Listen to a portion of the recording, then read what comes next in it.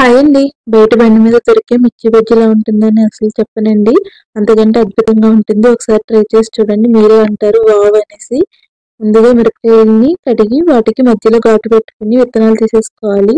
ఇప్పుడు ఒక mixing bowl తీసుకొని ఇప్పుడు వీడియోలో చూపిస్తున్నట్టుగా ఇంగ్రీడియంట్స్ అన్ని కూడా మిక్సింగ్ బౌల్లో వేసుకుని విస్కర్ తీసుకుని ఏదో యుద్ధం చేస్తున్నట్టు పిండిని కలిపేయకూడదండి. చేతి వేళ్ళతోటి చాలా మృదువుగా కలుపుకోవాలన్నమాట. మృదువుగా కలుపుకుంటే మనకి మిర్చి బజ్జీలు అనేవి చాలా మెత్తగా అలాగే రుచిగా కూడా ఉంటాయి. ఇప్పుడు మిర్చిని శనగపిండి బ్యాటర్లో డిప్ చేసుకున్న ఆయిల్లో వేసుకోవాలి. వేసుకున్న తర్వాత అవి కలర్ చేంజ్ అయ్యేంత వరకు ఫ్రై చేసుకుని టిష్యూ వేసుకున్న ప్లేట్లోకి తీసేసుకోవాలి. ఇలా వీడియో క్లిప్లో చూపించినట్టు ఇంగ్రీడియంట్స్ అన్ని కూడా ఒక గిన్నెలో వేసుకుని అవన్నీ కలుపుకున్న తర్వాత మిర్చిలోకి మనం స్టఫ్ చేసుకోవాలి. మిర్చిని మధ్యలో కట్ చేసి స్టఫ్ చేసుకుంటే మిర్చి బజ్జీ రెడీ అయిపోతుంది. వీడియో నచ్చితే కనుక ఛానల్ని సబ్స్క్రైబ్ చేసుకోండి.